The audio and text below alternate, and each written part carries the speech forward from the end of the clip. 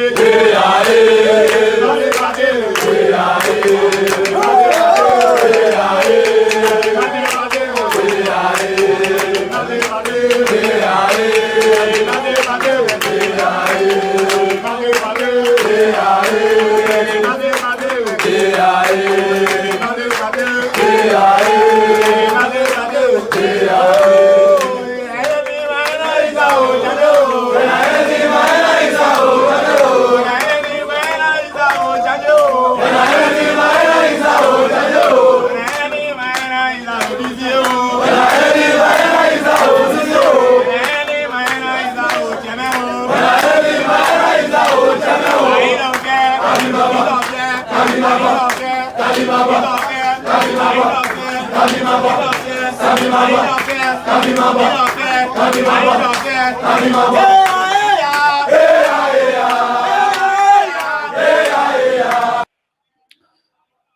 right, ladies and gentlemen, welcome. This is Jay Randy here, and thank you so much for joining me here. It's always a pleasure to be here in your midst. Thank you, and thank you for the time, and welcome to my kitchen. This is where I prepare my food to eat. Tonight, I'm drinking my tea, so I'm going to spend time here with you guys to tell a beautiful story about Liberia. Just so you know, this platform is for all political parties, and especially the ANC and the CDC. We are here to discuss important issue. Hold on here. I think I'm getting your feedback here. So, like I said, this platform is for all political party, but the two top primary parties that I have, one is the CDC and the ANC. We will be discussing things here. There are times that ANC people will not be happy here, and there are times that CDC people will not be happy here. Tonight, I started the show with CDC Youth League dancing. Is for my own pleasure, and if it's up to you, it should be also for your own pleasure because these are the very people on the ground that ANC want their vote, CDC want their vote, and other people want their vote. So if you come here with one mind, that is the mind of CDC, you will not like the ANC youth. If you come here with the CDC, ANC idea, you will not like the CDC youth. But I see both of them as Liberians. And this is why I'm here to present the problem to you. So it is up to you how you want to define your own pathway. It's up to you. It's not up to me. My role here is to tell Liberians what I think they need to know. Uh, Today, I managed to work hard with the guy who will be helping us on Monday to start our broadcast. I'm doing everything possible. And let me say thank you to Vivian for her help and what she tries to do. She's non-political person, but she believes that the message that we present on the show play a very important role in the life of the people. The question I have for you guys here today, the young people you saw dancing in circle over there, they are Liberians, but they belong to a political party. Do you see on your political party agenda whether there is a room and of opportunity for them on there? Do you see that? Do you believe it? Can you defend them? Can you speak for them? I want you to take a look inside of yourself and ask yourself that question. It is not what we want to be, but it is what we are doing in order to achieve what we want to be. And that is why this show is all about here today. So thank you guys so much for giving me the opportunity. Tonight, what I have for you guys here, I have three things on my agenda here. I'm here to tell a story about ANC. Yes, I'm going to give you guys a story about ANC tonight. It is up to you to take it or to leave it. And this story is going to be unfiltered. It is going to give you the background of ANC and why ANC is struggling in Liberia. I'm going to give you the background. And you don't have to take my word for it tonight, but I want you to follow the trend from now to next year election. If you come with an open mind, you will know exactly what I'm saying. Like any other political party, I know there are people who are very sentimental, who want to be very defensive. But again, I'm just here to tell you the story. It's up to you. The next thing we're going to look at here is the young people versus Joseph Boyka. I'm going to tell you about the young people against Joseph Boyka. And then when it comes to Mr. Weir, we have videos that I will be showing to you guys that will decide whether the CDC government is up to the task or not. In view of all of these, I don't give a damn whether it is your party that I'm saying something about that you don't like. I don't give a damn. Why I don't give a damn? Because again and again, I will continue to repeat myself here. I'm not looking for a political job. I am only looking out for the Liberian people who cannot sit to where I'm sitting right now in Liberia, who cannot afford to sit to where I'm sitting. But many of you guys out there can afford more than where I'm sitting right now. But the question here is, do you see the Liberians back home as someone who is a Liberian like you? That is my question. So I will always try to conscientize people on my show just to make sure that they understand where I'm coming from. There is no the day I get big. I'm just living life now where maybe anytime God can call me home. And what I have to do is to do my part. That's all I can do now. So supporting a political party, I want to make sure that a political candidate live your life. Because if you think about it, everyone who is a head of a political party, many of them were not fighting for their own future when they were growing up. People fought for their future. And some of them got lucky. They live outside the country. They never experienced what some of us experienced. And this is where we are tonight. And this is what I'm here for. So hopefully by Monday, we're going to be here and we're going to be broadcasting again in Liberia. And we're hoping that next week we'll go through our 3 days. We are also negotiating for another radio station that will begin the broadcast at 5 a.m. in the morning. And then we might be ending at 7 o'clock. So it's going to be a very heavy lifting for me because I'm the one who's going to be in the forefront. And I'm not in the forefront for your party. I'm not in the forefront for your political leader. I am taking on the responsibility to make sure that Liberians understand, because the decision they are about to make in 2023 is going to change their life for the better or for worse for the next 6 years to come. Those who are 20 years old when Mr. Weah became president, they are going to be turning 26 years old next year.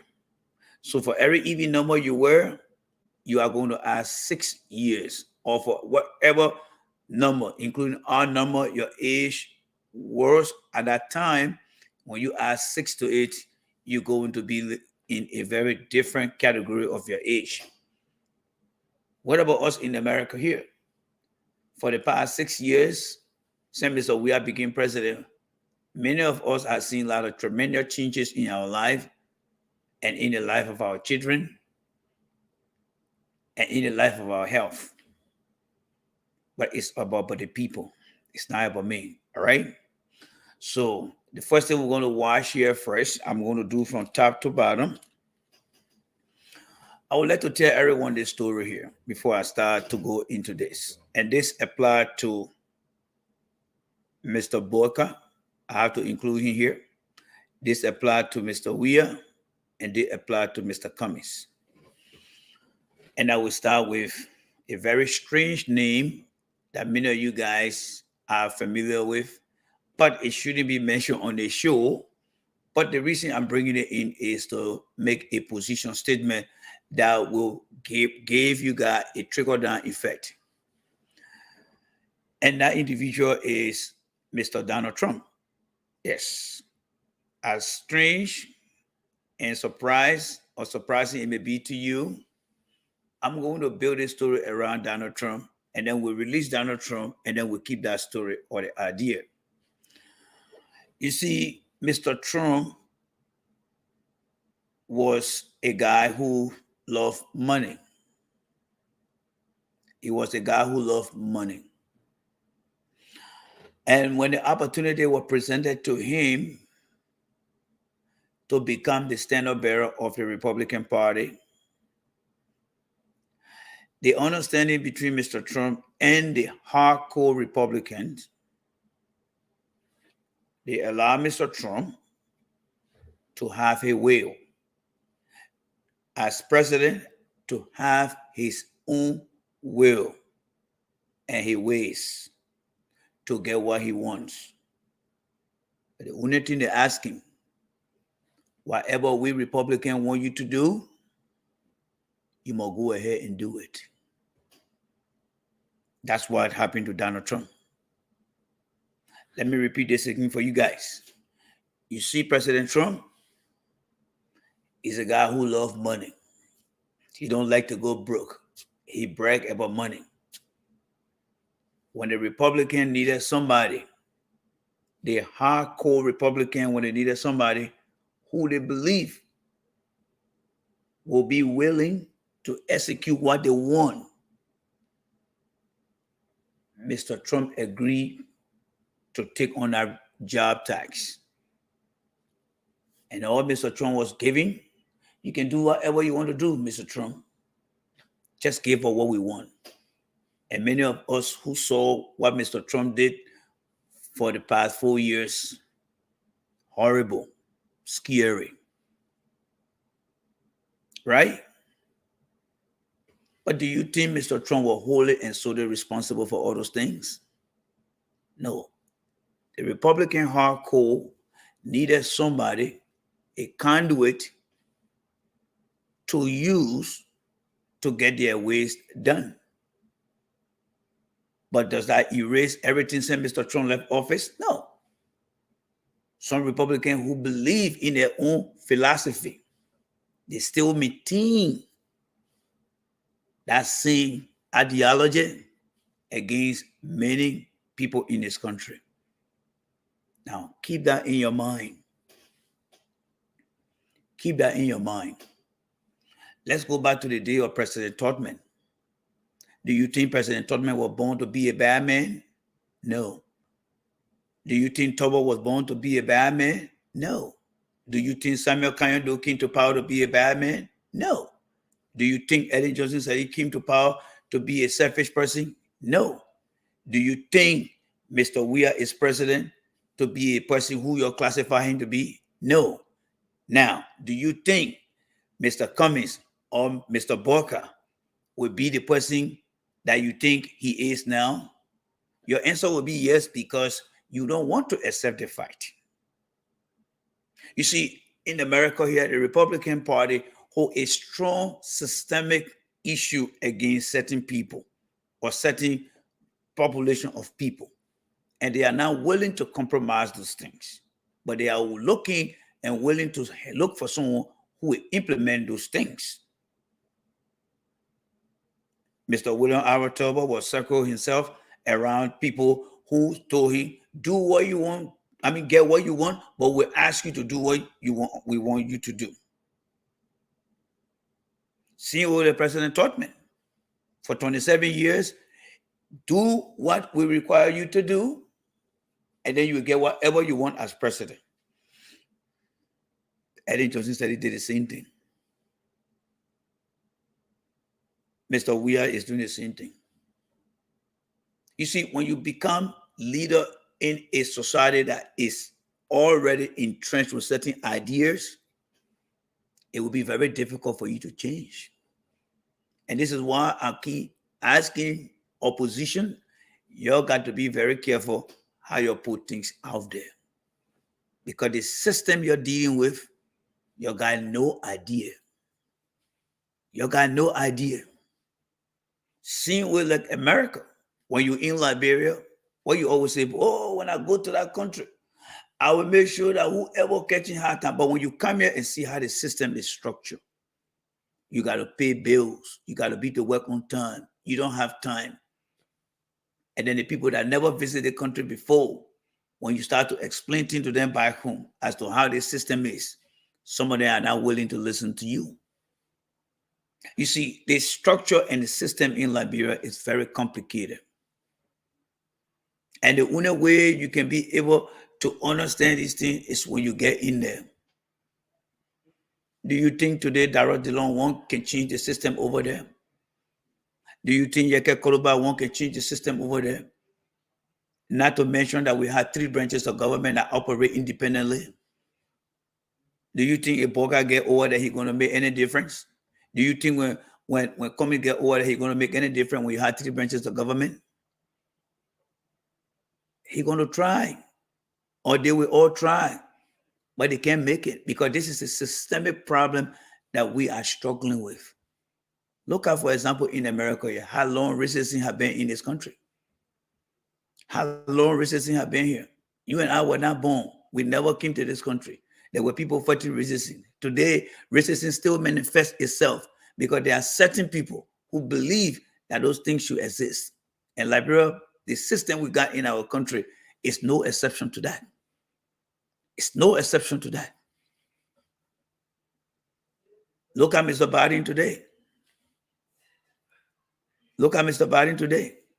Mr. Biden came and said, if you don't vote for me, you're not black enough. Gasoline prices started going up before the Ukraine war started, right? But Mr. Biden is saying that, oh, because of the Ukraine war, things are getting high up there. This system of governance is its own demon. It's just looking for somebody who will get in there, and it will be difficult to change. And that's what I want us to understand. There is no guarantee that who you're going to elect to put over there that they're going to change. Everybody had high hope for Ellen. Ellen went over there today, and Ellen came back with absolutely nothing, my fellow Liberians. Absolutely nothing. Absolutely nothing. So I'm just trying to make sure that you guys understand what I'm saying here so that you guys can be aware and ready for the eventuality that will come your way. Because it is life. It will happen. And there's nothing you can do to stop it. All right?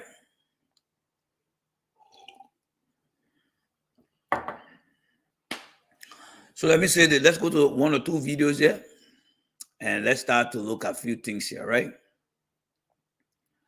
All right, let me see the video I got here for you guys. So we'll start from the Weah'S government first. And let's see what's been going on. But the particular video is going to show you the trend of how things started from here. And it started to go up this way. So I present to you this video. Factory is located. Of course, this company has been operating. Good afternoon. This is Spoon TV, and we are coming to you from around the Momo town area. Of course, it is where a company called Manufacturing Company or Clorox Factory is located. Of course, this company has been operating in Liberia for a very long time. I think since the 60s, this company has been in Liberia operating. They produce, of course, they are the producer of several. So you heard the man there, right? He's telling you that the company that he's talking about, he believed the company started in the 60s. But I also want you to listen to the people's story. These are the people who are hopeless. And it is not just the current employees. If the company started in the 60s, how many generations that have worked for the company that have gone through what these very people are going through? But they have been on a different government, including the Eddie Johnson City government and the Weah administration. And they will be going on the next administration after Mr. Weah. So let's listen to the continuous problem these people are going through right now. And these are the people that I am here to talk about. Let's roll the tape again. Detergents, bath soap, Clorox, and other stuff they produce. And of course, you have here workers, should I say, workers of the company. And of course, they have a problem for which we are here at Spoon TV to ask them so that they will tell us exactly what is it that their problems are. And so let me say, this is Spoon TV. You are welcome. Who is the spokesperson for the group? Okay. We are the warehouse of manufacturing company. Okay, tell us your name. My name is Janet Kamara. Janet Kamara. Okay, what is going on? The practice is too much. This time we have a strike. The management for us to bring in Mother and Mother Union. The minister, the deputy minister, Hannah Macaulay came in that very day, which was the 30th of May. She came in, she talked to all women, us and management, we talked. It was on the 2nd of June, they called us to the ministry, we went there. We was not able to express our grievances. She allowed management to overthrow us. We came back to us that were making $100. Management cut that money down to $93. All right, let's stop that tape right there. Let's stop that tape right there, ladies and gentlemen. Let's stop that tape. Let me just do this here. Let me try to create this format here. So let's stop that tape right there. You heard a woman's story, right? They are trying to establish a union. what is the purpose of a union? The primary purpose of the union is to provide protection for employees against their employer with the intervention of the government. Our country been around for 175 years after independence, but we are total in age, 200 years old now, right? But listen to what she just explained. How the Deputy Minister of Labor, imagine you working in this country where the Occupational Health and Safety Administration, OSHA, come to your working place and send an administrator to your working place because of some concern about your well-being. And then that official, according to this lady, takes out with the employer of yours. What you think going to happen in this country if that situation happens? And I'm using the country here because we all live here, right? We all getting the protection of this country here. So let nobody tell me here, oh, you can't compare America to Liberia. They don't live here. Because the reason you live here is because the situation back home, security, health, environment, food, everything, you get in here. If you get in here, and if it can be provided in Liberia, then leave and go there. But what I would tell you here is this country is teaching us value, but many are all refusing to implement what we are learning here. But we'll be very happy to go and take a piece of job over there when the job is offered to us. I don't know why people will go there when they say don't compare Liberia with America, but when they offer them big job, they run and go in there. That logic will not work here. That logic will not work. It will not work on the platform here. So these women, they are telling this story. Now, it happened in the Weah'S administration here. But according to the guy, this company been in existence since the 60s. What about the story of the people who were under the Tobo administration, the Todman administration, the Do administration? How were they treated compared to the treatment these people are getting today? Why today now are we understanding the plight of these people? One, because of what? Facebook. But prior to Facebook, what the people went through? Who really understand what the people are going through, rather than people just coming to want to support a political candidate because you feel that it is your time? These are the challenges. These are some of the problems these people are going through. And if you call yourself a politician and don't want to engage in any kind of discussion, I just feel that you're just waiting for your time to go and eat. And I'm not going to be the one to join you to say, yes, let's do this. No. But these are hardcore issues that people who are in different political camps should be able to understand the why, the how, and what are the solutions that they can put in place to solve these people's problem. I don't see people talking about these things on Spoon. I don't see them talking about it on any maybe political platform support. But all they want is for the people to go there. And you know why I'm saying this thing? Because you may think that you got a solution. Remember the Donald Trump story I told you about? People can get into power. Since 1960, these people have been taken advantage of. They have been treated as slaves. Why the system have not changed? We outside, we can talk about the system, right? Because we're looking at it from outside, we can see it. But why when you sit there, it doesn't change? They say because when you get in there, certain people will say, you know what? Get what you can get, enrich yourself and your family. Your government official will get what they can get. Just do what we ask you to do. These people will come and go. Is that why it is? And I show you that your incoming candidate, like Joshua, like Ellen, what make you think that they are going to change this thing? You have no guarantee. But what you can do is to bring to light these people situation that they are going through so that Liberians can get to see these things.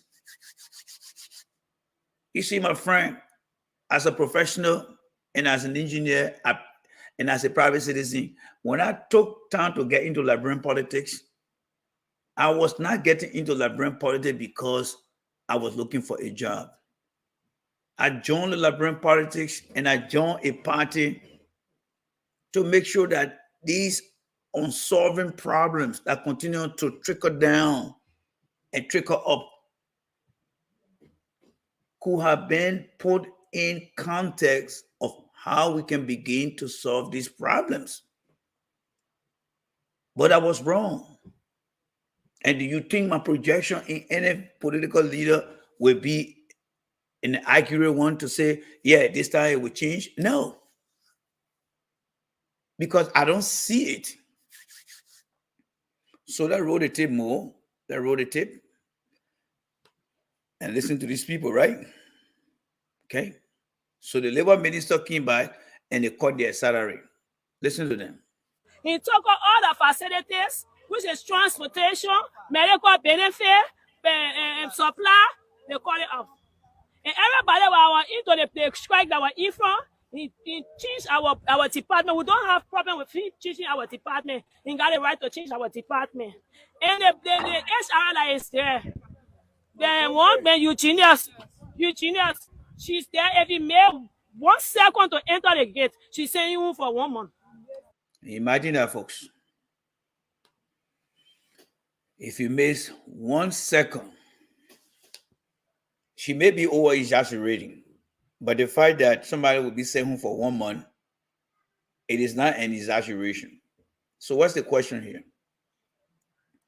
The question here is, if you and I were to walk over there and do an employee right assessment, yes, because as part of my training in this country, for every associate, new employee, temporary, there is something called the employee right to know.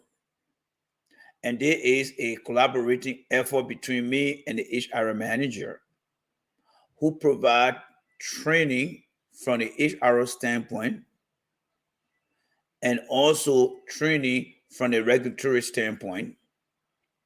And both training align with the state, the federal, the company policy, and it produces what? The employee handbook.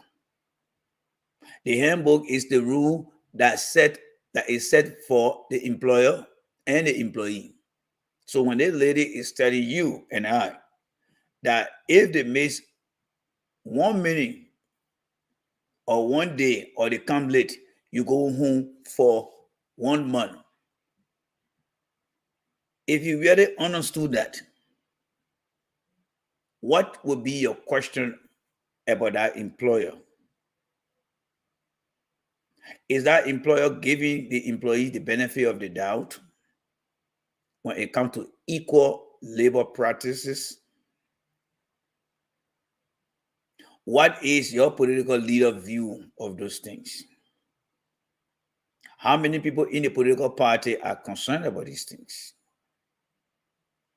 But these are the very people, they are presenting their problems. They are presenting their problems. They are telling their story. But there are not many people that are bringing these stories up. You know why I love this country? Because the country knows how to find the issue that can make somebody popular. But in Liberia, we always find the entertainment that make people popular. You're sending somebody home because, according to her, you came to work a minute late. So you go home for 1 month. I had never seen anything like that before. Why you think independent Liberian journalists should be doing?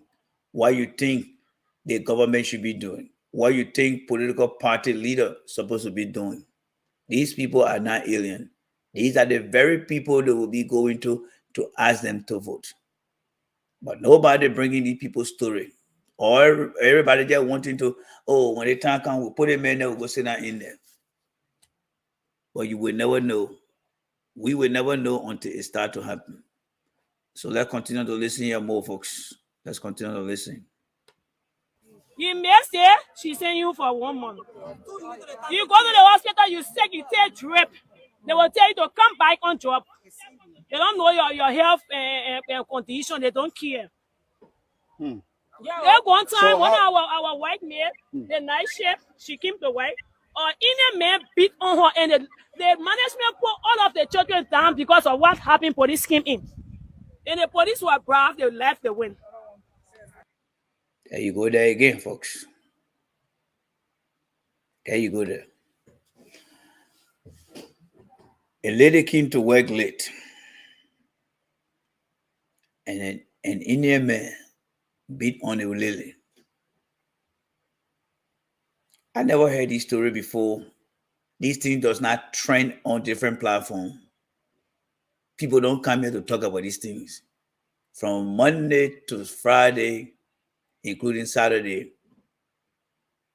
such a story of these people should be all over the big network. But we are just don't care people. When it comes to election, that's when we want to go to the people. And for me, I'm just one person. But I will find it very difficult to associate myself with the majority of the people. Because they don't care. They don't have the feeling for the people. But let somebody in the country at the JOSA just hold your hand like this. Some kind of heavy lawsuit coming. Some kind of heavy lawsuit coming to that company.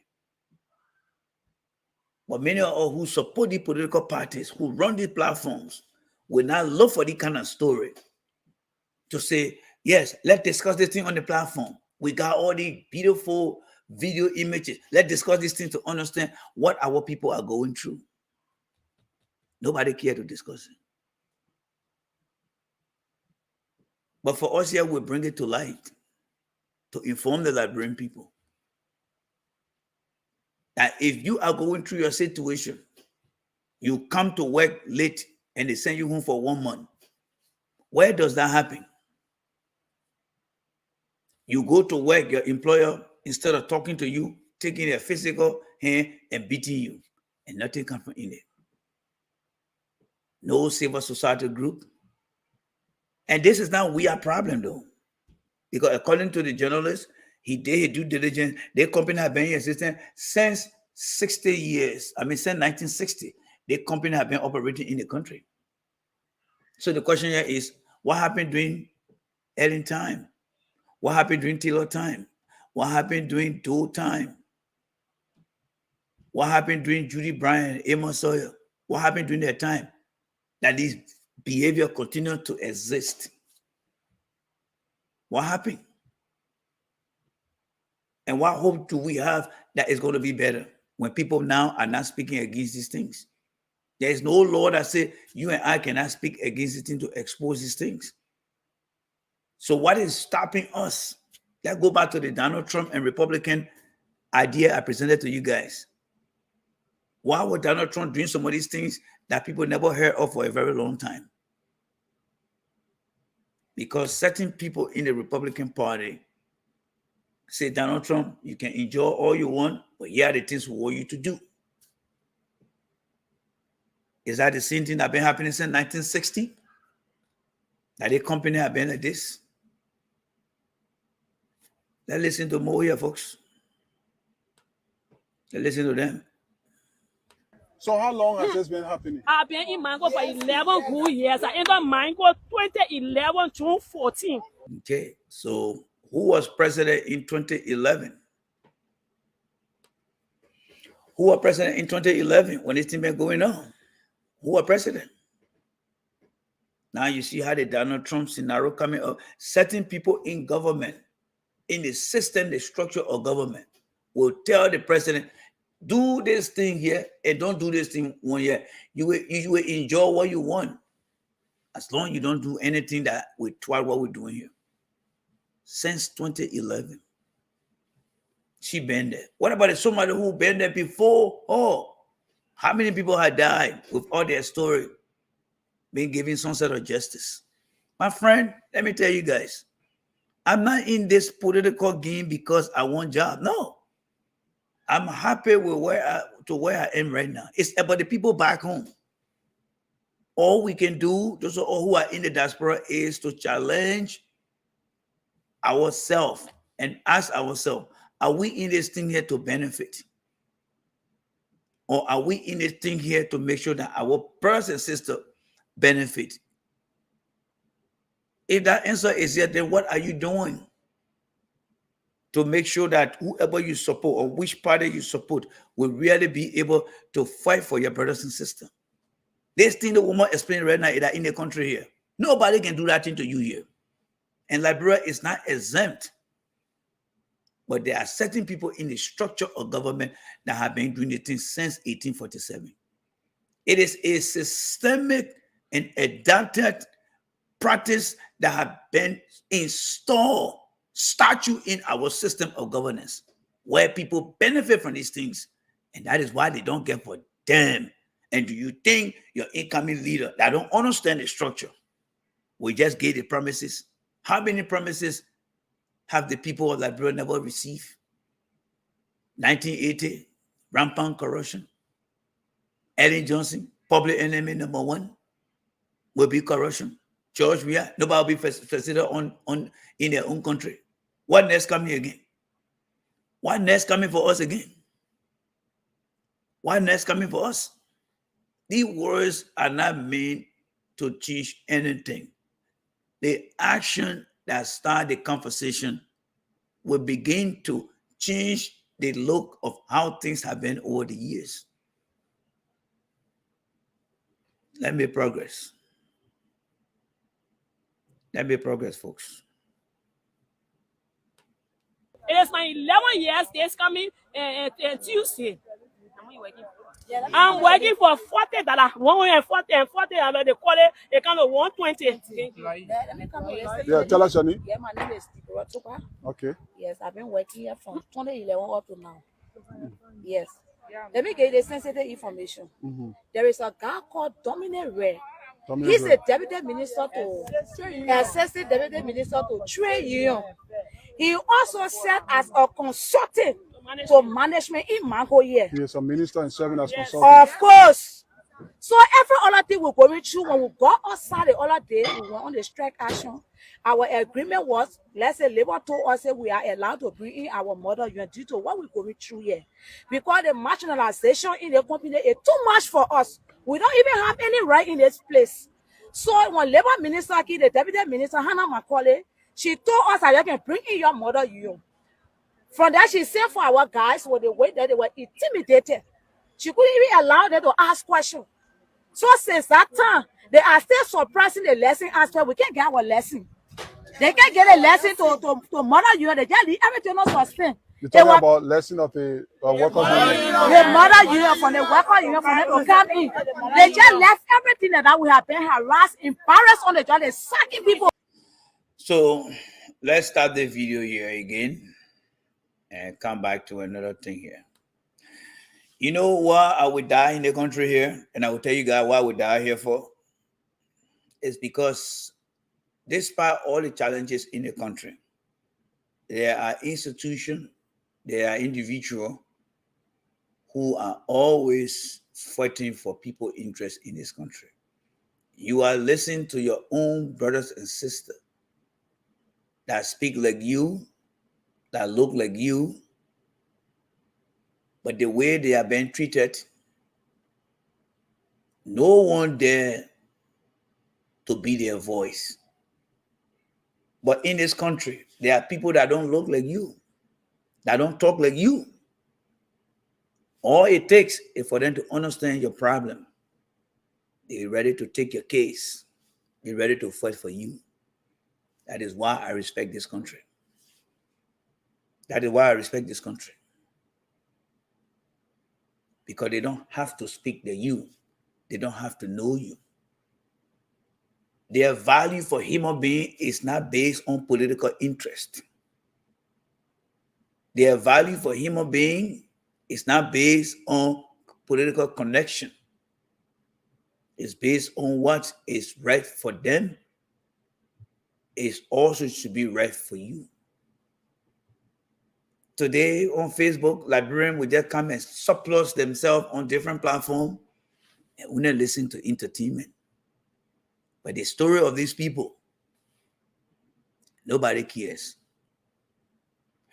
This experience these people are telling you today, what do you think should have been the step taken? Government should have been able to get down there and begin to explain to the people. Government should be able to go to the company and go and start to understand what is the relationship between the government, the company, and the people they represent. That is the government official. The labor minister or deputy minister who were giving the green light by the national legislature to say we will execute the function of this role, and these people are complaining. One of the steps in the investigation is to summon these people to chamber and bring some of these people here and let them sit in chamber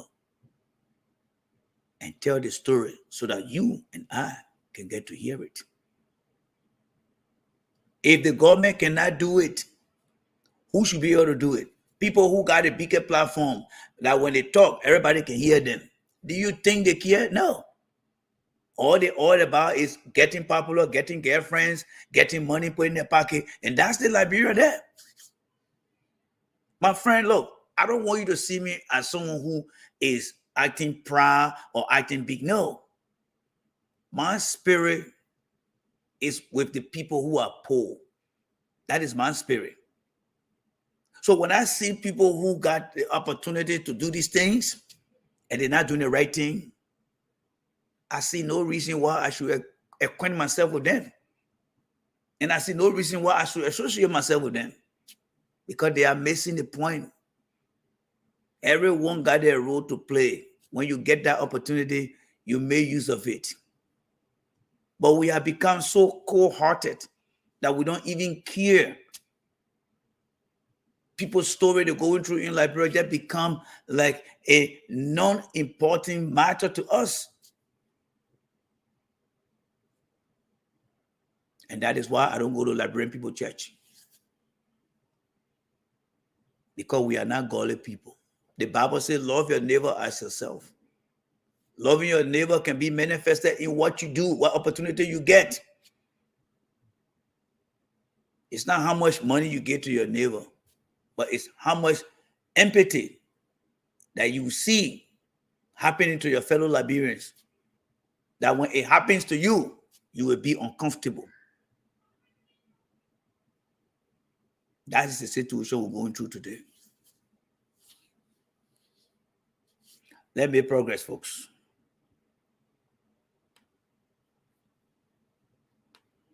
The intimidation too much, so we are tired. If John we can say something to this, he will not receive our vote. Now, this is where now it gets very interesting now, right? A George Weah cannot do this for us. He will not receive our vote. That's an opportunity there for opposition, right? But hold your horses. When Eden was president, the same situation in 2011 happened, right? And then the very people said, Unity Party people will not receive our vote. And why the citizen was saying that time, yay! And what happened? They gave citizen the vote. But today now, they are saying now, if Joe we don't do anything for us, you will not receive our vote. Then what happened to opposition now? Yay! But what is the reality that will come after that? You see, I see myself as a fisherist, someone who see the present and can make prediction for the future. Nothing going to change. Nothing going to change. Nothing going to change. People will just use the opportunity to step on these people to get to where they want to get. But they're not going to change anything. They find that they are not seeking the interest of these people. The other man who called, he said, Tewo Gongro passing around with broom. Instead of he trying to be like the Benjamin Crumb, utilizing his legal skill to go and throw light on these things. When last have you heard Tewo Gongolo talking about any labor malpractice or practices across the Liberian businesses and the Liberian people? No. Because he well off. The little time he spent with Ellen, whatever he got, he want to be president now. But look at the labor issue. He said he called himself poor man lawyer. These are the people that are supposed to say, you know what, Tewo Gongolo should be in the group right now, talking to the journalists. These are our people here.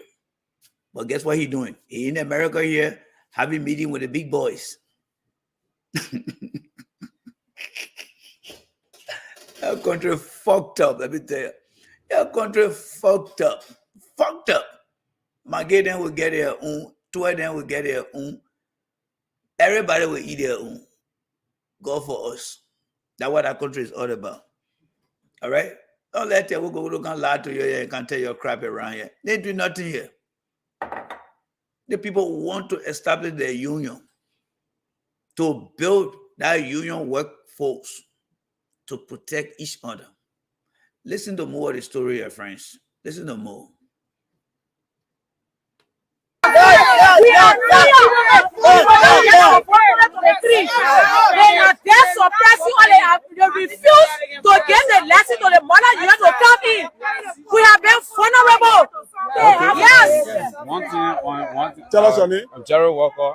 I'm one of the men who got wounded on the jaw side. Oh, I see your finger. Yeah, one of the men that got wounded on the jaw side. Finger cut. One thing again, when you go talk, one of our man. Let me tell you guys this.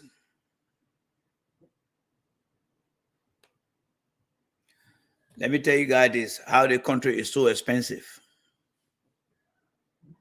In this country, there is a story of a lady who the company has spent over $750,000 on. $750,000. That almost 2/3, close to $1 million. This whole body we got in this country that God gave you, for every injury you have and for every surgery you go for, there are thousands of dollars that will be spending on you. That individual have surgery on the right knee, right arm, left shoulder, right shoulder. And they have spent all that money. You got a gentleman pointing his finger to you that his finger has been cut. I'm not saying that such a money should be spent on him. But if you get hurt on a job that the government is supposed to ensure that standard operating procedure from the government that protect the employees that left their home safe and go to work and supposed to come back home safe and lost their finger, that should be a reason why the Ministry of Labor should conduct an interview along with an audit and inspection to determine whether the institution, the company they work for, actually understand from their training, from their SOP, from their work instruction document, to understand whether the employee who comes to work for you, whether they understand the risks associated with a piece of job, the piece of equipment, the protected equipment, the protected gear they are going to wear. Whether the employee understand how to implement these things. What are the guidelines that were given to the employees or that employer and that employee who cut his finger? What measures have been put in place? What measures have been put in place? You see the scenario, you bring people to discuss it. Do you think your people that are passing around on a different platform going to talk about this thing here? You can kiss Liberia goodbye. Only in 2065 will you begin to see these things if you're still around. But what I'm talking here is going to take centuries of years before these things take place in Liberia. You guys also flamboyant guys passing around here that don't even discuss things that make sense to people. So who are we looking at now to come to be the replacement? Who are we looking at to come to be a replacement? These are the hardcore issues. These are the challenges the people are facing in the country. And nobody throwing light on these things. But if one Liberian get here in the country, oh, I'm going to sue the government. I'm going to sue the people. I'm going to do this. I'm going to do that in the country here. And when they're sitting there and watching it, they don't pay attention here. They watch more. They watch more of this. Even the supervisor and that, they always tell that. Okay, wait a minute before you explain that. What sort of your finger cause? Okay, that the machine, which are the soap machine, I the operator for the soap machine. I operate the laundry machine. Doing that, the bathing soap. You want going there as so a what soap. happened? How are you It's treated? a two. No, how are you treated? What sort No, of it treatment just did you get? send you. Just say go to one of them. Nothing good that go on. I had to go. Yeah, you see, let me say this, all right? This is some of the inexperience of the journalist, right? This guy was about to explain to you and me how his injury occurred. But he kept interrupting the guy. He wanted to look at the after injury rather than the prior to the injury. The prior to the injury will give you the opportunity as to what is actually missing, because he was trying to explain what he has been taught and how to operate the piece of equipment. But he skipped that part. And that part is where I'm very interested in, because that's part of my responsibility. Because when things happen, you want to look for what? Whether it is a human error or it is a mechanical error. But he's not giving us that opportunity to explain these things. Because what he's going to explain, it will determine whether it was this guy's fault that he did not get the proper training, and it was the company fault, or the company fault that it did not conduct a regular job hazard analysis to determine the risks associated with the equipment that the guy is operating with, and whether from that risk assessment there were reason to put in place machine guards, to put in place the appropriate PPE, to put in place different equipment to protect these employees. They never put those things. We are not giving the opportunity to explain these things here, folks. You're not giving the opportunity. I keep telling you, I'm not into the politics here because I'm looking for a job. No. If I went to Liberia today, I want to give yourself 1 week or 2 weeks, I'll get a job in so many places. And I can spend 10 years in Liberia. When I come back here, I want to give myself 2 weeks, I will get a job back here. Because I know where I stand. So when I'm challenging political leaders, when I'm telling you guys about your political leaders, it's not because I don't like them. No. But I want the change that coming should be a change that everybody can feel from the bottom to the top. Because most often, only people who are on the top get the changes. They get the changes. All right? They get the changes. All right? So that made progress.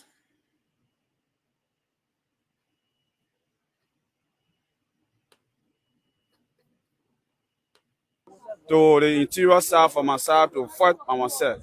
Because they just send you to the clinic, oh, my man, go do I want to do that, what you live with you now. To fight for yourself, whether you be fine or you're not fine, you live with them. Okay. All right, about the supervisor you're talking Yeah, about. the supervisor who's the black manager who saw what we got, I did the one who go talk, they can say, down to the general manager, they say, our government in their pocket. Always like what they can always tell, and what can happen, or what they think can always happen. When you go talk, they say, oh, my man, we'll finish buying your. They say, we'll finish buying your, the work, we'll finish buying your government over in your pocket. And they can talk it can happen. You see that when the people from Liberia, when they come here, they can come to the work for. They can go directly upstairs. And you will not see them. You will see them drinking tea. At the end of the day, they pack all the supplies will get off. That's what they can carry. And you will not see nothing again. Always what they can always do. Okay, there's a lady here. Do you think what the guy just explained, do you think is the source of the problem? No. Is the symptom of what has been happening since 1960. Because for many of you guys who started the conversation, the journalist that interviewing these employees, what did he say? He said in his intro that this company has been in existence since 1960. So the question here is, what has happened since 1960? Remember the Donald Trump scenario I gave to you guys? It's the same thing that continues to manifest itself. And what did you hear them say? The minister then go over, they go upstairs. Why you think the minister then are saying those things when we have 3 branches of government? The national legislature that don't have control, or that is not controlled by the executive. In fact, the national legislature can impeach the president. They had done it to the Supreme Court judge. But do you see them calling into chamber these very ministers? No. Is it a systematic problem? Is it some type of clique that is taking place within our government structure that started since 1847 or to present? That is why you cannot give people some sort of hope that you don't know what it is all about. You don't overpromise people and don't underpromise them, because you never know. You never know. Let's listen to the next lady who is coming with her story here tonight.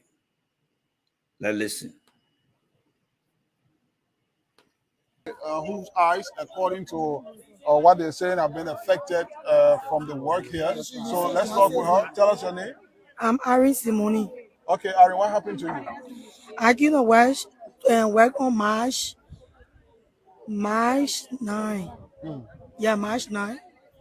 And then trying to put a machine because I was operator. I'm not operating now because of my condition. And then the machine glass bust.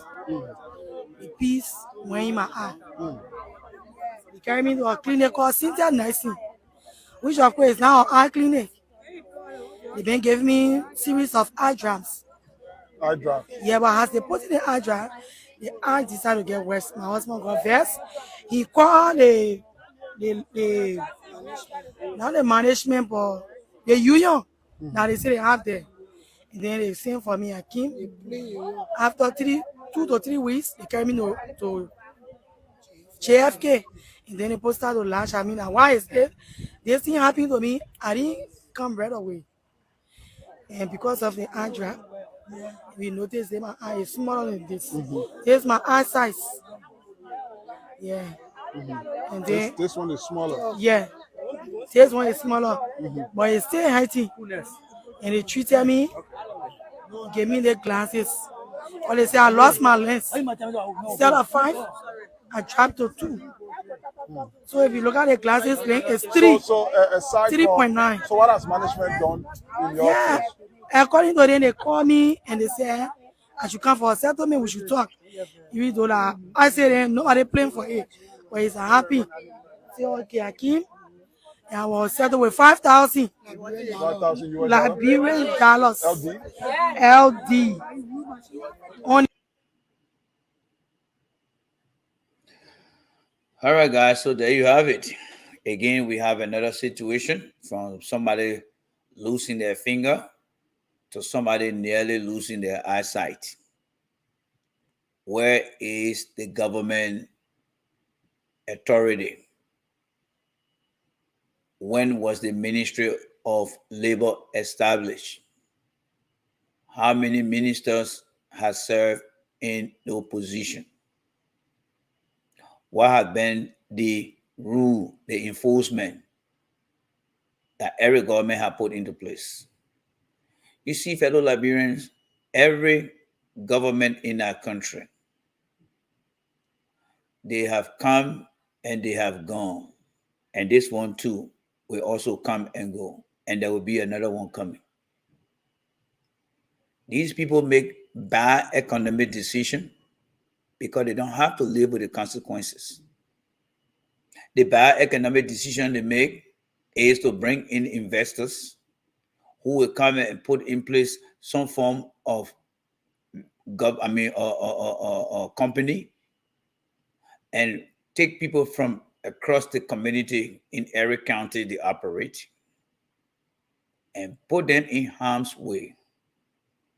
These people go to work with their entire God-given body structure, and then they're coming out of there with some physical deformity, and in the end, somebody almost lost their eye, and you're giving them 5,000 Liberian dollars.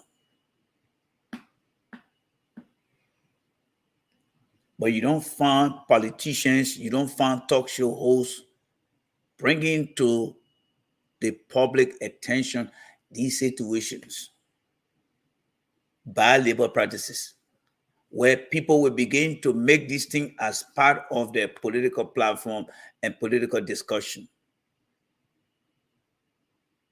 They don't believe in these things. And that what make our society to not be a responsible society. That's what make our society to not be a disciplined society. That's why you see across every Facebook page, you see these BS going on. But guess what?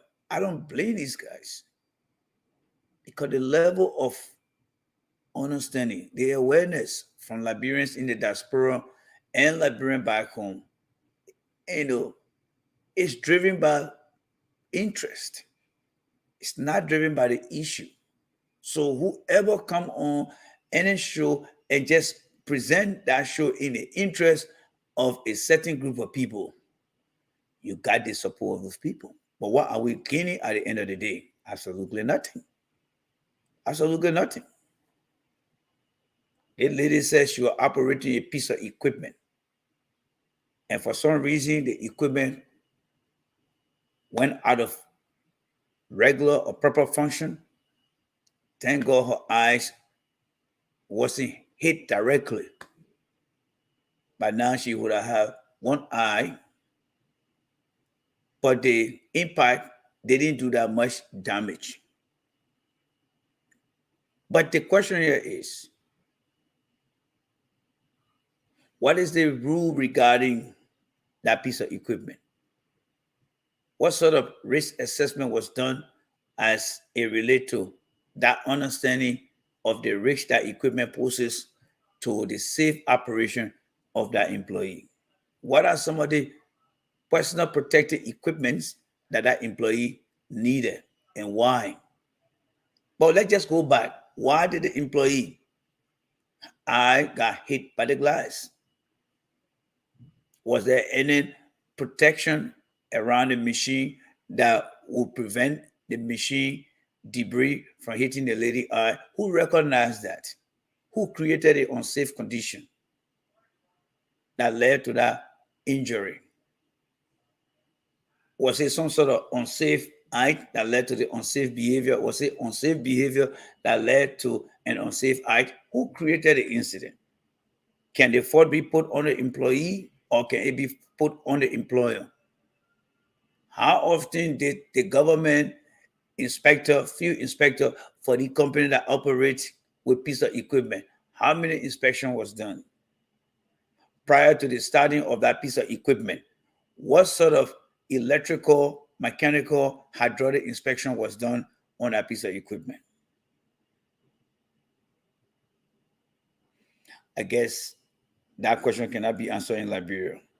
And that's the reason why I'm not going to Liberia. Because it's going to take 65 years from today for such a question to be answered in Liberia. So again, I'm not into politics because I want political job. No.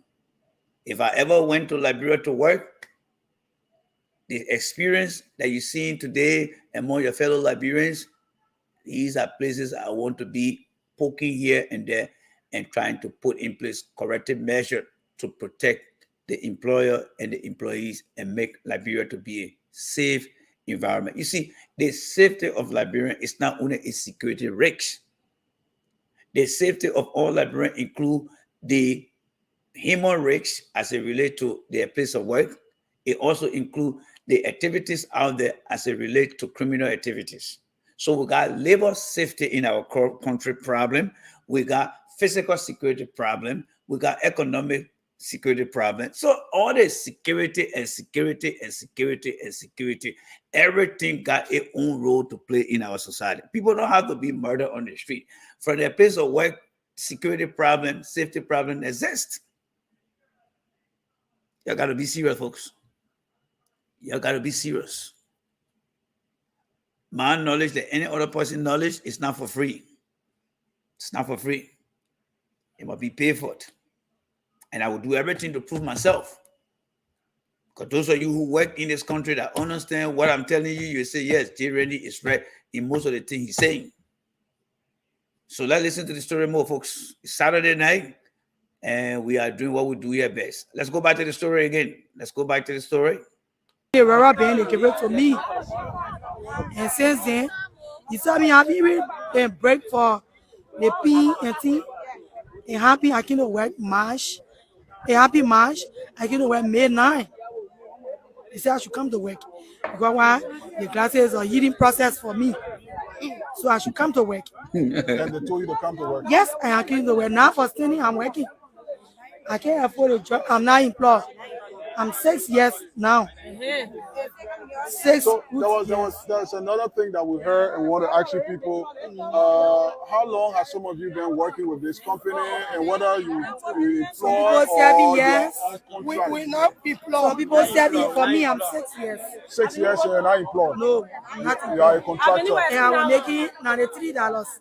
But later when we carried on the fresh pay action, it went to $100. But when we got outside the contract, it went to $93. And the 6 months and people that were paying like us, they decided to make away 6 months.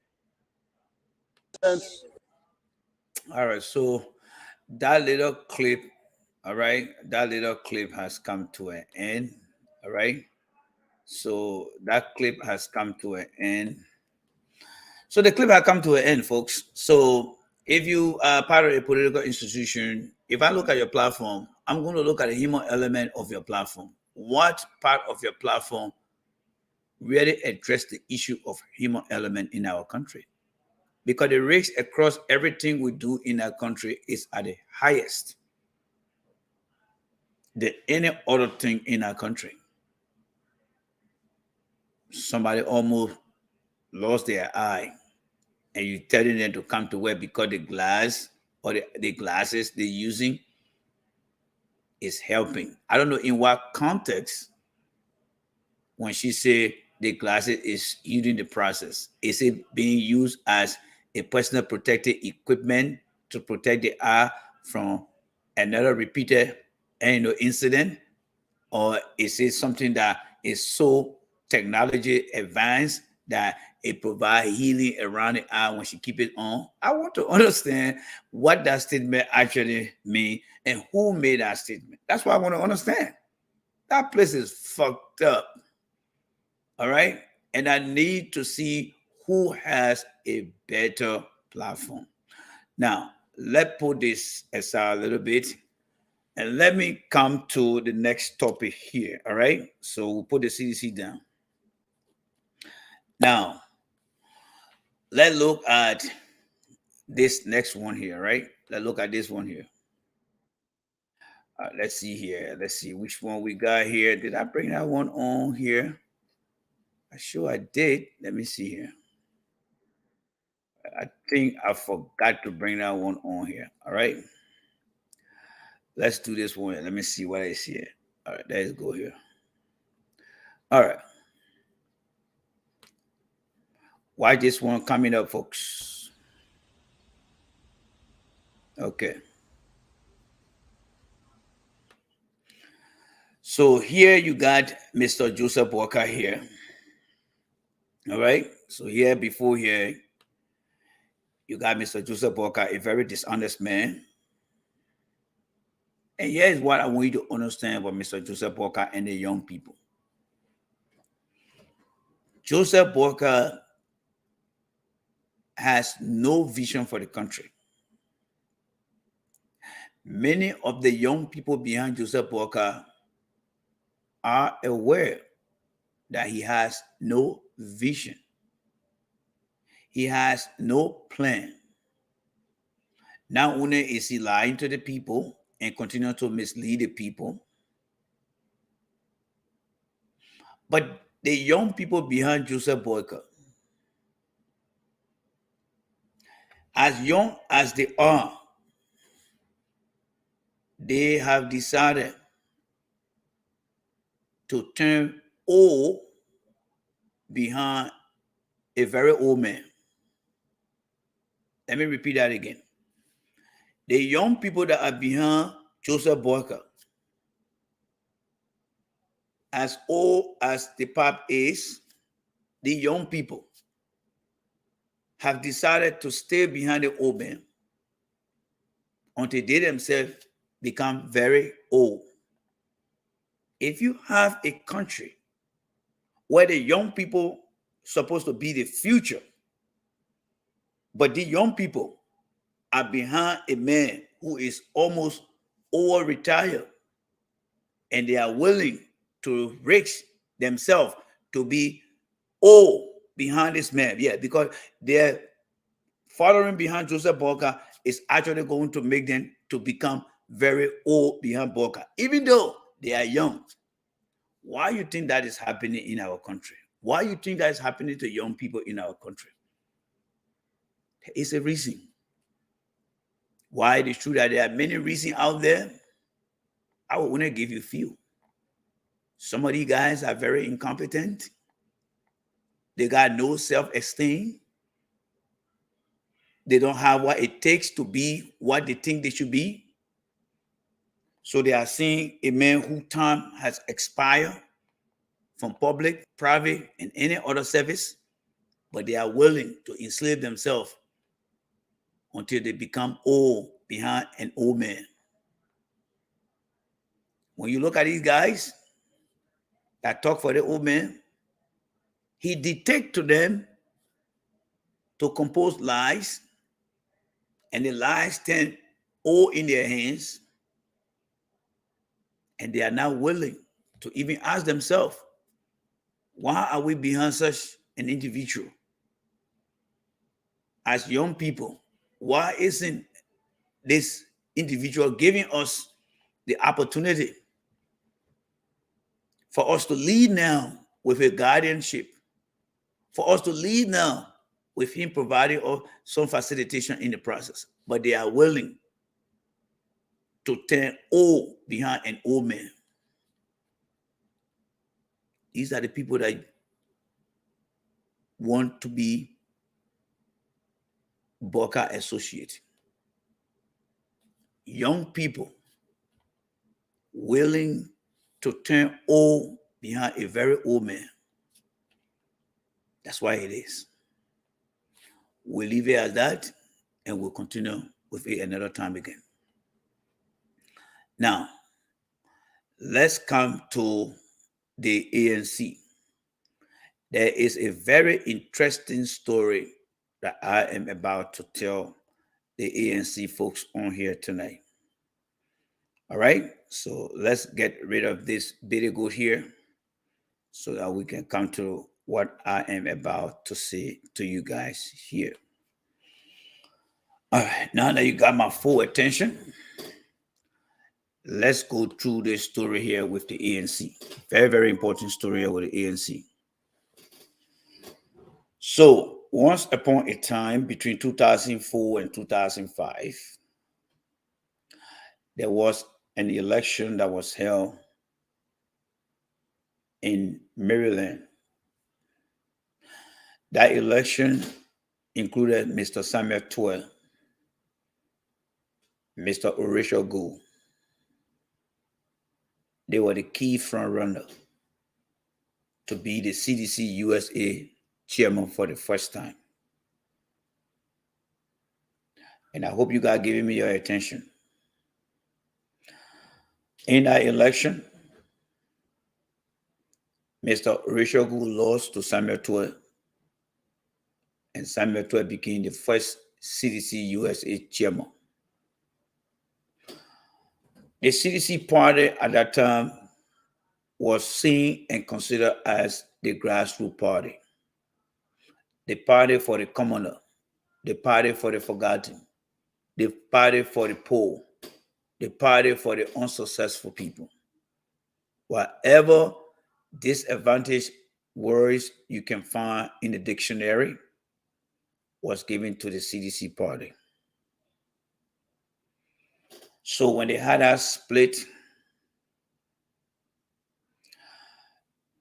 Orisha Gu and one of his closest friends from Rhode Island decided to establish the Alternative National Congress.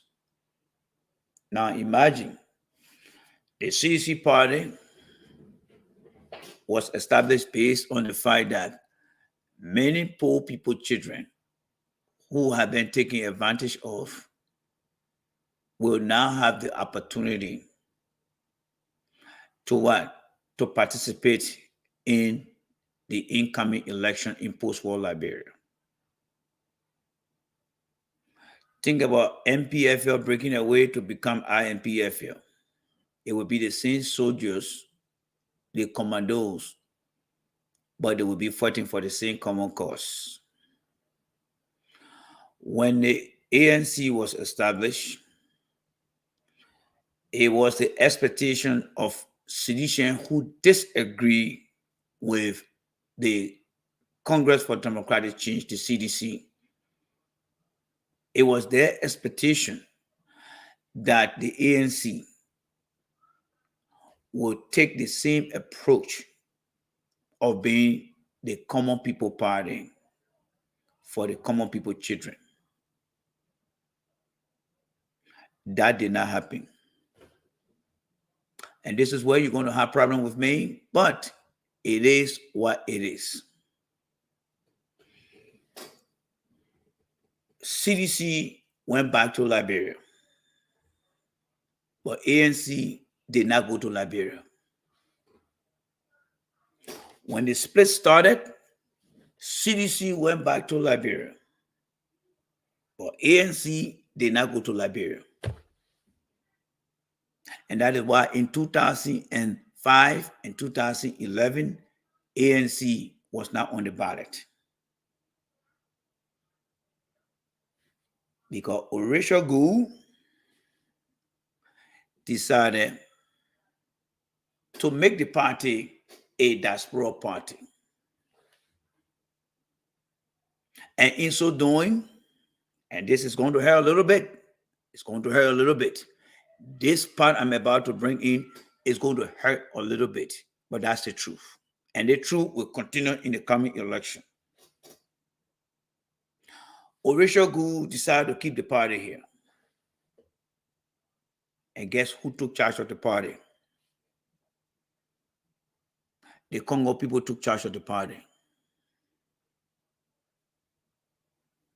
You follow me here? I'm just giving you a story here now. A real story that you don't know. ANC remained in America. Instead of ANC being the common people party that split among themselves, ANC remained in America. And the Congo people took charge of ANC party.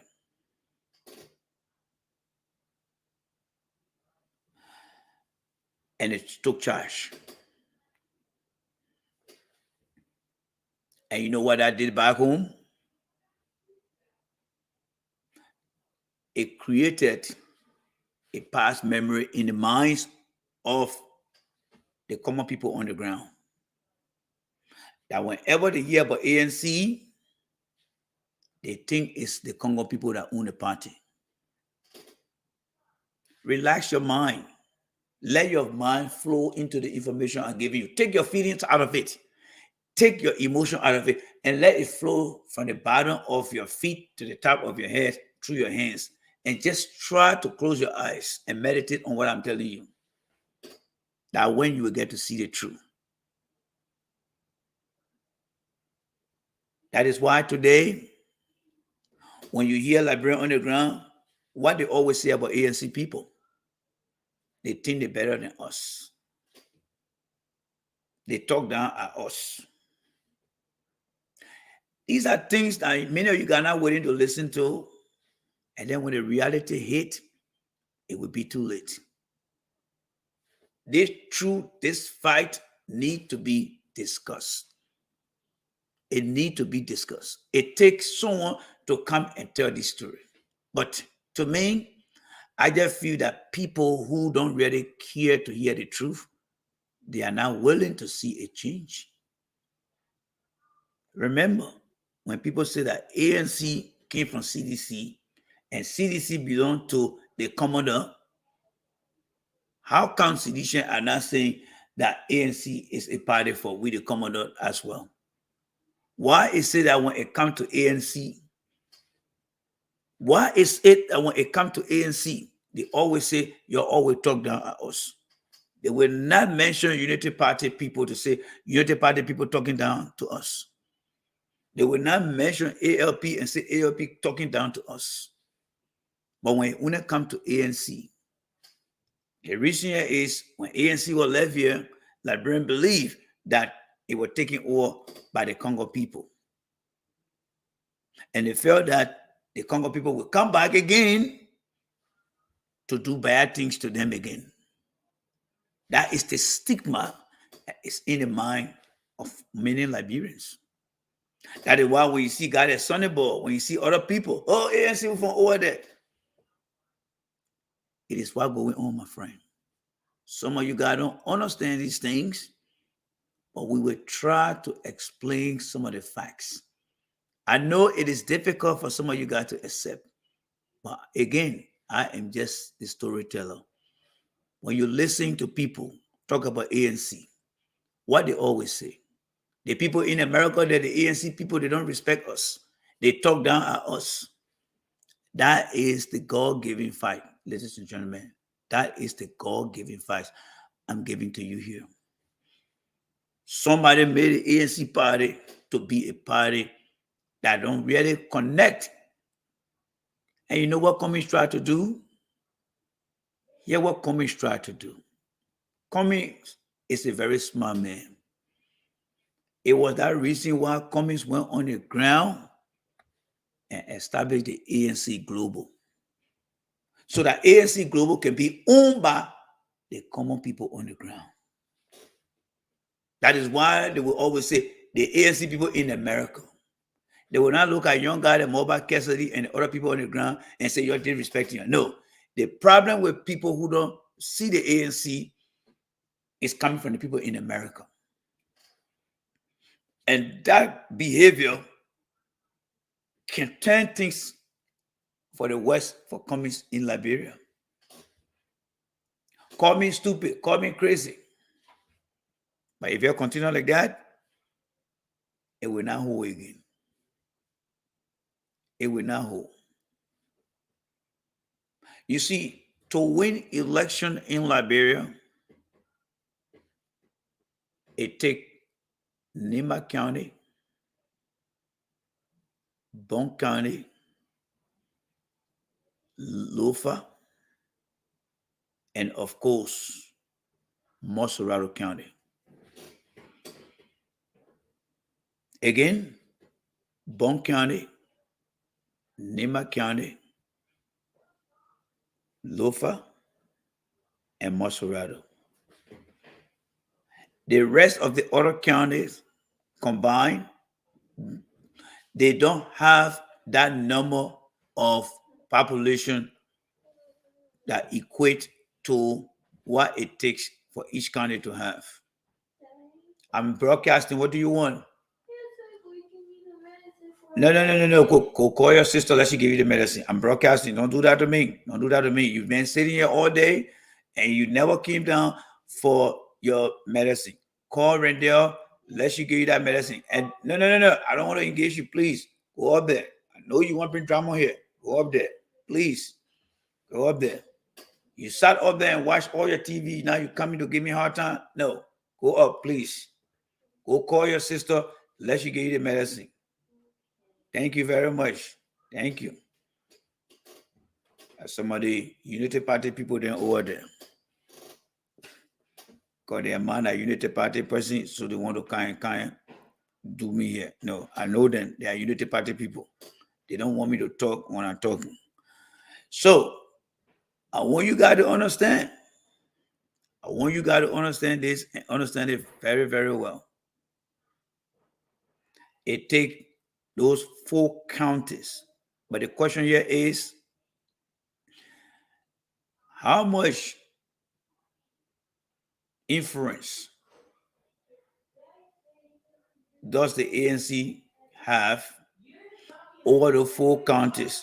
Hey guys, Rendell, Rendell, Rendell. Hold on, guys. I'll be right back. Yo, hold on.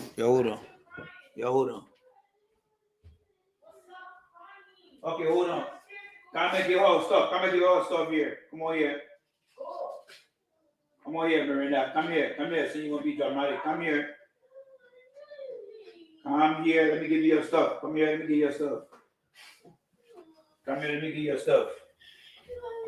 All right, okay. I'm live. I am live. All right. So take your meds. You can't go upstairs. Let's go here. Okay, y'all leave me alone. Let me finish my broadcast. Okay. Bye, guys. Let's go. And don't watch TV, all right? All right. Go turn the TV off because it's going to affect your eyes, all right? So when I tap upstairs, you should be sleeping, all right? No phone, no TV. So go to bed, right? All right. Thank you very much for your understanding. I appreciate you for that. All right, guys. So sorry for that. All right. Sorry for that. The kids are here. I'm here doing all the babysitting today. Yes, I'm here doing all the babysitting today. So again, it takes 4 counties to win an election. The mindset that many Liberians have back home about ANC, Mr. Cummings did a very good job by breaking that full length of that mindset.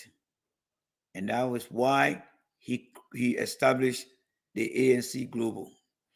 ANC Global was actually established in Monrovia. And he gave ownership to the local Liberians.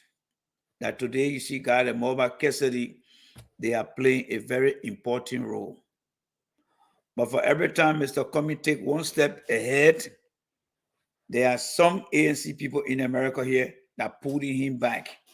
And the way they putting him back is from the behavior that they are exhibiting and showing in the party, which is very, very bad and harmful to the country. Yes. And harmful to the country. Which is not good. So the question here is, will ANC people from now to next year continue to demonstrate that behavior towards Liberians back home? That is the question. Maserado, I believe, is not CDC territory anymore. Vote will be shared over there. I can guarantee people, Lofa County and Bapolu will definitely go for Joseph Boyka. It will definitely go for Joseph Boyka. Because remember, Lofa used to include Bapolu. That county will end up being taken by Joseph Boyka. Maserado County will be split. Boyka will get his chunk. Weah will get his chunk. Cummings will get his chunk. But if you look at the two, Boyka already got a county waiting for him in Lofa County. Now, when you go to Bond County, it's going to be shared again. CDC may not have total control because CDC just replaced one of their candidates that Joel Howard Taylor was in favor. It's going to be shared. Nema County is going to be a battleground again. It's going to be a battleground. So you guys that are acting pompous, you don't understand the electoral county calculations. Weah may win his county he comes from. But all the little county, Sino, River G, River Cess, Maryland, Grand Crew, when they put together, their population is not equal to the people of Nima County. It is not equal to the people of Bone County. It is not equal to the people of Mossoraro County.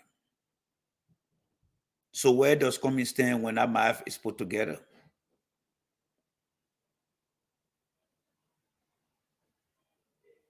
If Boca can win one county, because Lofa is definitely going to be for Boca, and Lofa is one of the 4 largest counties.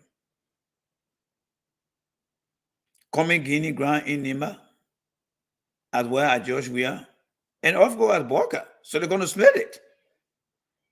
Same thing in Bon County, Cummings Guinea ground, Boca Guinea ground, Weah Guinea ground. They're going to split it. And for every time they split, Boca keep adding your own little by little to the big number you're going to get. Mossoraro County again, Babu going to divide Kula over there.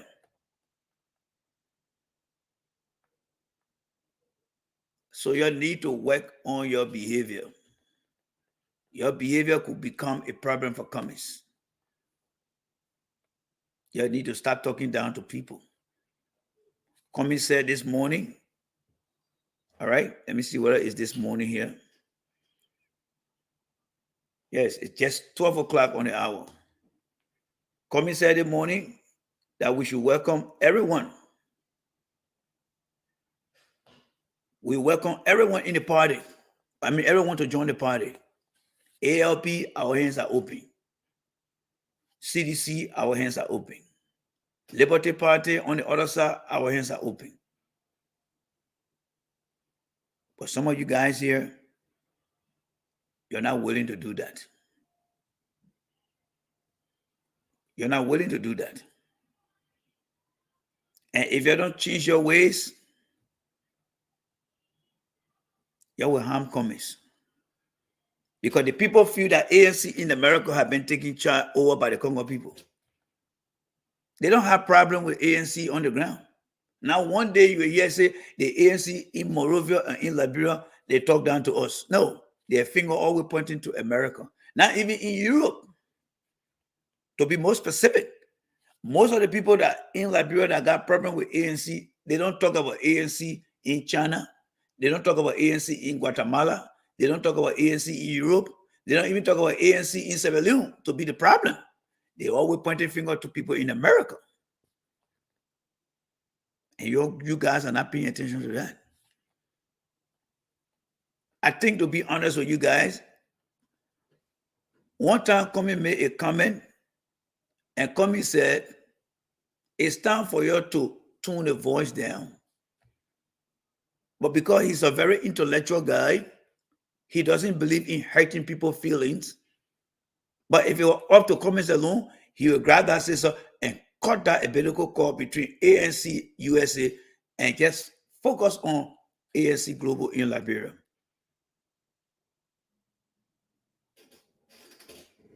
And if I were, if Cummings ever decided to make a decision like that, I would support Cummings. Because some of you guys are not helping that man. You're not helping that man. The Liberia you once knew before, it is not a Liberia today. It is not a Liberia today. Cummings went to one district when the man said, we don't want hurry. Cummings did not complain. He sat down with the people over there, and the people said, we don't know you, Cummings. But when you come here, you got to stay here with us some time. We don't want hurry. That itself was some type of criticism they were giving to Cummings. But if some of you in America here, who that want to come talk down to us? Who that want to come talk down to us? When you start saying nothing to Liberian people, they will pay you back at the election poll. And that's why I always tell you guys, you must try to stop Boca. But from the look at things, Boca is the only person right now that got a county that already waiting for him. And that county is Lofa County. Boca is the only person right now that got a county that going to vote for him. And the county is part of the big four. Weah may take his little county on that side, but the population is not anything heavy. If Weah was from Bon County and coming from Nima County and Boca from Lofa, it would be a very strong election. But Boca, among the three of them, is from one of the biggest county. CDC stronghold used to be in Masolado County. No, but that thing has been split already. It has been split already. It has been split already. So it's up to you, ladies and gentlemen. The question here is, will you guys still be talking down to people back home? Or will you listen to comments and say, welcome everybody to the party? You don't live in that country. You don't understand what these people going through. Coming has understood those people. He know them. That's why he's doing everything that the people thought he never did from 1989. People say he was in Nigeria, the war was there, refugees were down there. He never visited any refugee camp. But for the few times what Comey has done, the suffering he are going through, the people now are beginning now to say, let's try to look at this man.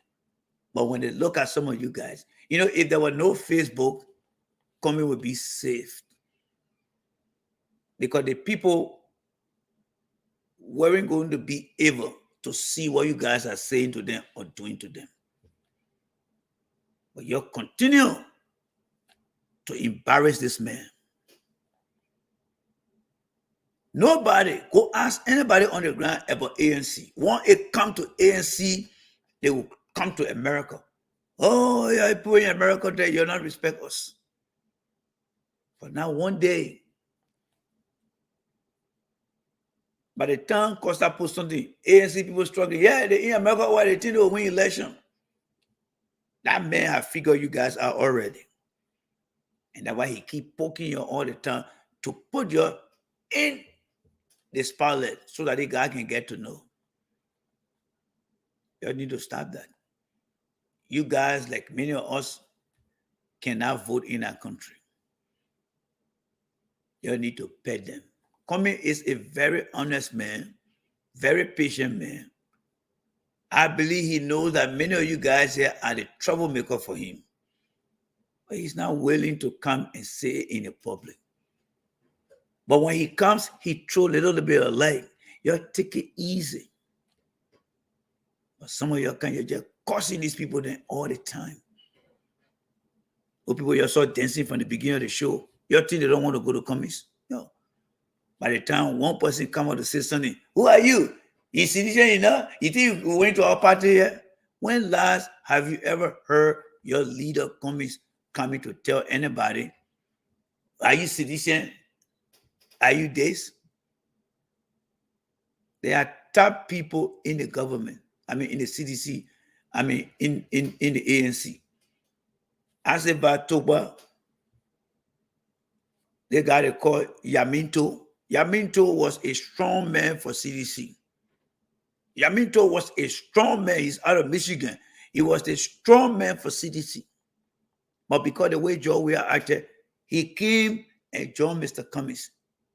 And he went through all the counties and came back and told Mr. Cummings that we got a lot of heavy lifting to do. And let me say this. There's a guy you're bringing in your party.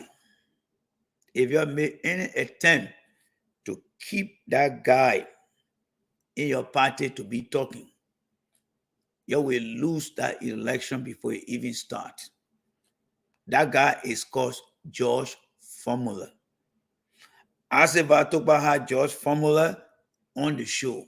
Let me tell you what you don't know about George Formula. George Formula and myself, along with Asif Atoba, we used to be on Radio LRB. You saw the journalist that I just showed you here. They call Trojan. Let me show you Trojan again. I don't know whether he's still here. Let me show you Trojan. All right? So you can see actually what I'm talking about here. Let me show you Trojan. So you can see Trojan.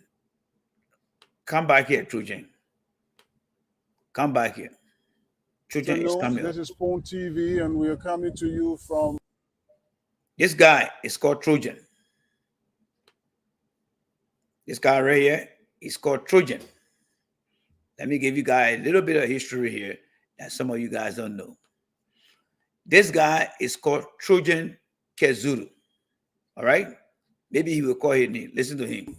Around the Momo Town area. Of course, it is where a company called Mano. All right, let's leave it as that. But I'm sure some of you guys know this guy. Trojan Kezuru. That's his name. Now, let me tell you a little story about George Formula that you guys don't know. All right? Let's blow this thing up. So in 2016, Fabric Radio used to broadcast with Radio LRB. Your thing Spoon popular? No. It's just a mismanagement is the reason why Radio LRB went down. That guy they called Trojan was live on the radio during Ellen Johnson Cdc time. They got a called George Formula that they brought, that Asibatoba brought. You think some of you guys in the country know how to talk down to Liberian? You must try that guy. Your image will start to drop. He was bitterly against Ellen Johnson Sirleaf. He is the half-brother of Dr. H. Burma Formula and Miata Formula. He got on the radio, and because he did not like Ellen, Trojan had a show. We have already had connection broadcasting into Liberia through Fabric FM. The woman that owned Fabric FM, she was a Nigerian/Liberian. She died of cancer, I think, 3 or 4 years ago. And how can Fabric lose her integrity and is now under the other crook they call Mr. Witherspoon? George Formula that Asif Atoba brought on that show, I was giving you all the history, went on that show and started insulting Ellen Johnson Sirleaf. And everyone also told him, George Formula, stop. The woman who passed away had to come to the studio and shut Radio LRB down and told us this shutdown is permanent because of George Formula. George Formula feels he knows everything. And when you challenge him, he talk down at you. During the campaign between CDC and Joseph Boyka, George Formula and I bet $100 each. That money was taken and sent to Maryland. He supported Mr. Cummings, and I was supporting George Weah. George Formula came and said, Mr. Cummings is a millionaire, Mr. Cummings is this.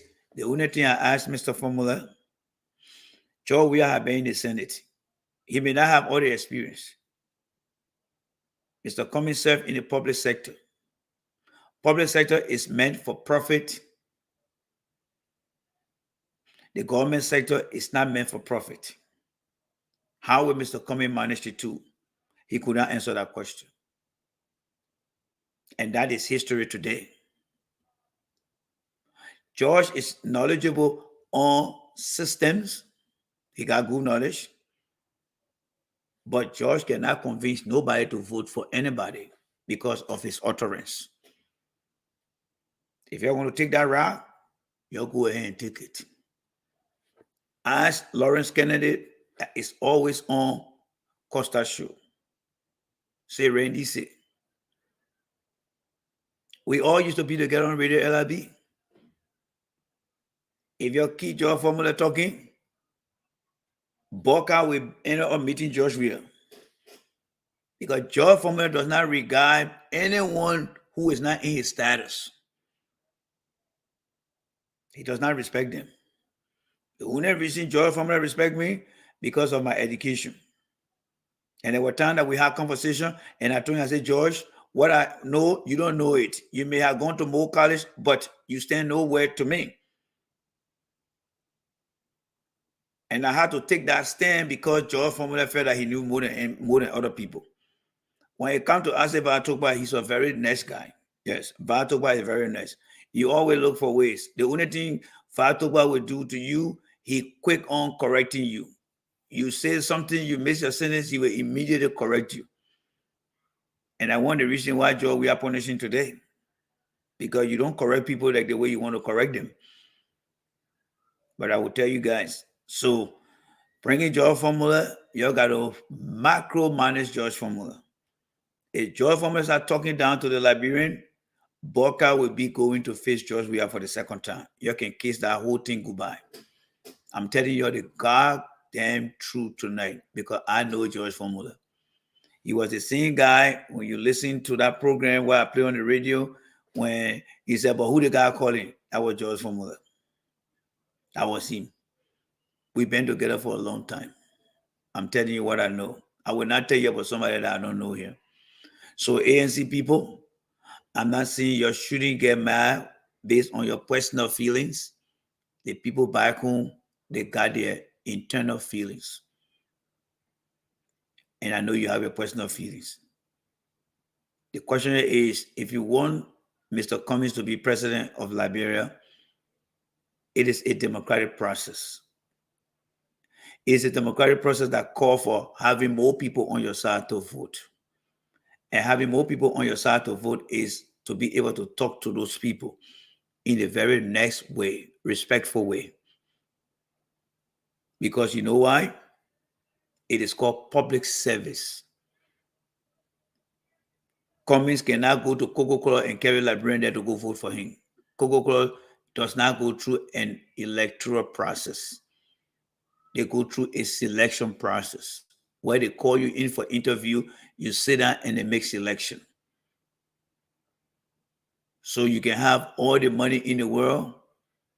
That money is not for the Liberian people. You guys, many of you guys in America, ANC people, you guys are the problem to Mr. Cummings. I personally don't have no issue with Mr. Cummings. I have problem with you guys in America here. I have seen it. I continue to observe it. You guys, many of you guys in America here are the problem for Mr. Cummings. You will either cause him to lose again or you will cause him to struggle and not to win. Muna Farah started that thing in 2019 after Mr. Cummings lost. Every time she came on, she told the people, you will suffer in our country. Me, I'm not suffering. You will suffer, you will suffer. And the people say, okay, you came here, you lost, you went back, and now you're insulting us. They don't have the power to come here, many of them. But election time come, they know you will come back to them. And now when they will wear that t-shirt, common t-shirt will be on in front, and they will wear the person they want to vote for t-shirt will be underneath, and they will take common money, and they will go and vote for the person that you're not even expecting. You need to get the orientation from some of us who really think that Cummings has suffered, and it is time for Cummings to have a part of day in that place. But the more you talk down to Liberia, to Liberians, the more you're putting Boca up. The more you talk down to Liberians, Boca may be down here, and you may be here. But you start talking down to Liberian, Boca coming up. You'll be talking down, Boca coming up. You'll be talking down, Boca coming up. And little,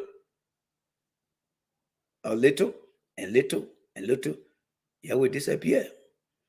And Boca will end up meeting Weah. And what you will do now? You will lose in the first round. What are you going to say? Voter irregularity. Boca will tell you, say, you're not coming here to come support me before you can go finger that document over there again. So you think about it, folks. They say anybody that like you will tell you the truth. Cummings is not a bad man, but the people around Cummings, some of them, and mainly in America here, you need to do some soul searching. You need to do some soul cleansing. You guys are the bad element to Cummings. Just how I can look at George Weah and tell George Weah the truth, that I will look at you and tell the truth. Many of you guys are this very bad element to Cummings. If you see me on the street, you don't want to pick me out of your goddamn business. If I can't visit you, I'm not drinking no water from you. I'm not drinking no water from you. I can come to your convention. You'll sit down here, I'll go sit down in the corner. If I will tell you I'm going to use the bathroom, I will not come back. But I got to tell the goddamn truth. You will only become stronger when you start to accept criticism. You guys are the problem in America here. And we'll let the ANC Global Underground know that the problem to Cummings becoming president are the people, majority of them in America, they don't know how to talk to you down here. Those days are gone. Those days are gone. Well, yeah, I can talk to the people then down here. I can talk to them anywhere I want to talk to them. Sometimes somebody will call me, my man in America. I say, yeah. My man, you sound like somebody in Ghana. I say, my man, to hell with you. The politician in America here, Bill Clinton, Obama will go to black communities. They will try to speak the Ebonics. You remember Mitt Romney? When he was in the basement talking that black people want handout. What happened to him against Barack Obama? He lost. Talking down to people. So you need to watch yourself, yeah? In the course of the people, the struggle continue. I see you guys. Where are the Unity Party people then? They gone upstairs. Those Unity Party people. They can talk to their mom, and their mom can tell and say, what is he doing? Oh, he broadcasting. Okay. You go down there and go disturb him small. That's what they can do. So I know them. They and their mom, they are Joseph Boca people because their grandma, their grandpa, they are all Joseph Boca people. I know them. The man can be telling them every day, Joseph Boca is the right person for that country. You want to go visit there? Yeah, mommy. Joseph Boca is the man. And they can come and tell me, Joseph Boca, mommy says Joseph Boca is the man. So what do you mean by Joseph Boca is the man? Yeah, mommy says so. Is that true, daddy? I say, I don't know whether that is true. Who told you that? Well, mommy and grandma say Joseph Boca is the truth. Okay. So they are Joseph Boca people. You see the patrol are 40 years now. Only my one here trying to be the independent man.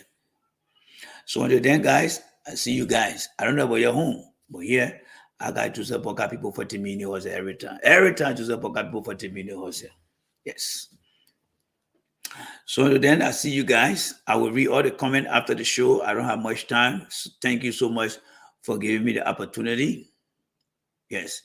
Thank you for giving me the opportunity. I always speak my mind because I believe that speaking your mind will give you the leverage to always make the right decision. So until then, guys, thank you so much for everything. Yes. All right. See you guys. Bye.